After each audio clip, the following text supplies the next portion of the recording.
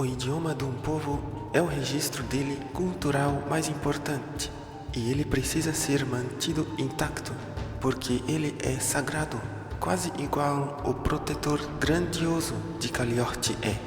Srofosrati, líder dos mestres de escrita de Pulpana em 4552.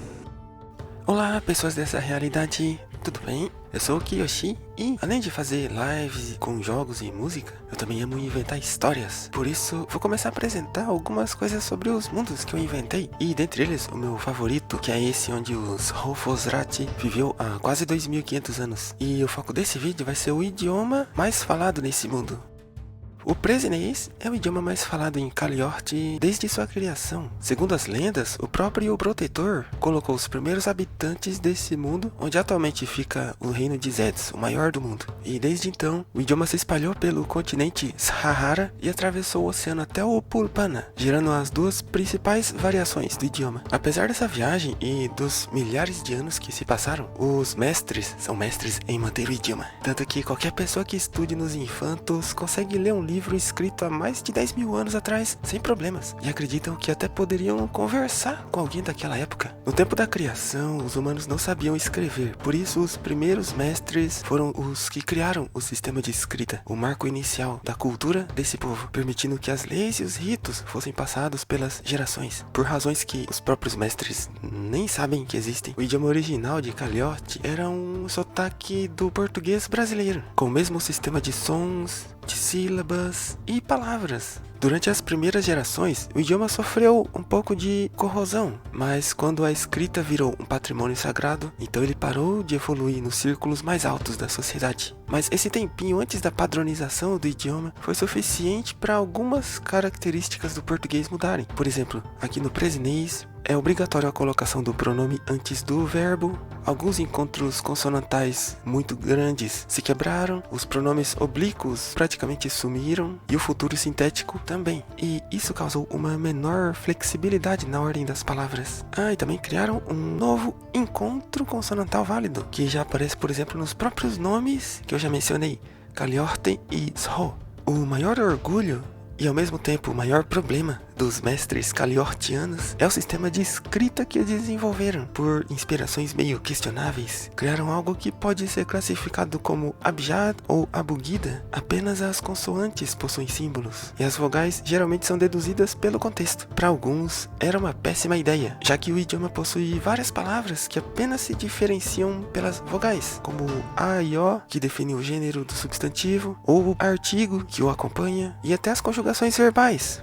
Mas, como havia o costume de recitarem as leis escritas de tempos em tempos, a tradição oral mantinha na mente das pessoas o contexto para saber o que cada palavra queria dizer. Mas aí houve uma divisão no passado, quando os moradores do Pulpana se mantiveram bastante conservativos, enquanto em Zeds, uma nova onda de leis começou a substituir os antigos ritos. E isso inclui a atualização do sistema de escrita para refletir a fala de forma mais precisa. Eles criaram pontos vocálicos. Por isso, em Zeds, o sistema é considerado abugida, enquanto em Pulpana ainda é um abjad. Mas apesar dos moradores do Pulpana serem bastante conservativos, eles incluíram algumas letras vindas de Zeds, tanto que o livro sagrado deles, o Magios, inclui essas 3 letras que são usadas em finais de sílabas. E fora dos livros sagrados, o próprio povão, os que sabem escrever, mesmo no Pulpana, eles usam pontos vocálicos quando pode haver confusão na leitura, apenas para clarificar o contexto. Os mestres kaliortianos classificaram suas palavras em 5 tipos principais. Palavras de ação são os verbos que podem flexionar de acordo com a pessoa. Também flexionam por número e tempo. A maioria dos verbos pode ser conjugada com uma tabelinha simples, mas alguns dos mais usados são bem irregulares. Palavras de nomeação são substantivos e pronomes pessoais, que podem flexionar por gênero e número, embora o gênero geralmente é explícito através de outras palavras, principalmente na escrita. No idioma falado informalmente, é muito comum também não flexionar o número no substantivo, só na partícula definidora. As palavras de qualificação são os adjetivos e advérbios, e alguns numerais também, já que eles trazem as características do substantivo. Os números são um caso especial, porque além de serem palavras definidoras, são os únicos que podem entrar entre um artigo e um substantivo. Mas isso não causa problemas na escrita, porque os números têm seus próprios caracteres. Palavras de definição são as partículas que indicam relação entre as palavras e equivalem a conjunções e preposições, além dos artigos. Para falar a verdade, eu, Kyoshi, tinha dificuldade em entender a diferença entre conjunções e preposições, mas não é tão complicado entender. As preposições, assim como os artigos, são meio que indivisíveis do substantivo, enquanto as conjunções unem frases indivisíveis. Já os artigos servem para definir ou indefinir o substantivo, mas diante de nomes de pessoas e lugares, os caliortianos não usam artigos. E por último, tem as palavras de expressão, que equivalem às nossas interjeições.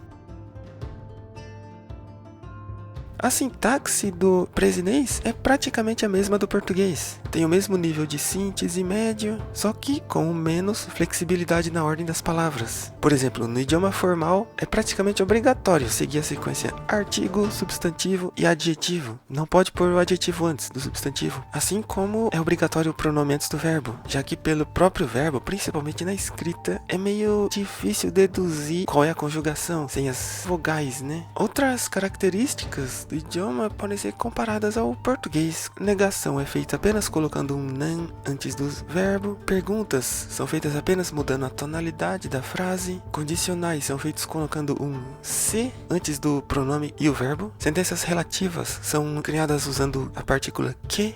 Vários modos diferentes são construídos com verbos auxiliares. Bom, esse é o presinês. Talvez não possa ser considerado uma conlang completa, talvez apenas um código do português, mas essa é apenas uma de várias línguas que existem nesse universo. Afinal, aqui na Terra tem mais de 6.000 línguas faladas, sem contar as que estão extintas, né? É claro que no mundo paralelo de Kaliorti vai ter várias também. O próprio presinês tem uma irmã, que é o zizunês. Mais pra frente eu vou trazer um vídeo explicando ele. Isso sem contar as próprias diferenças regionais de sotaque. Por exemplo, tem lugares que o R virou um I. Eu quero comer frango frito em uma região, em outra eles dizem eu quero comer frango frito. Espero que tenham gostado do vídeo. Obrigado por assistir. Até mais.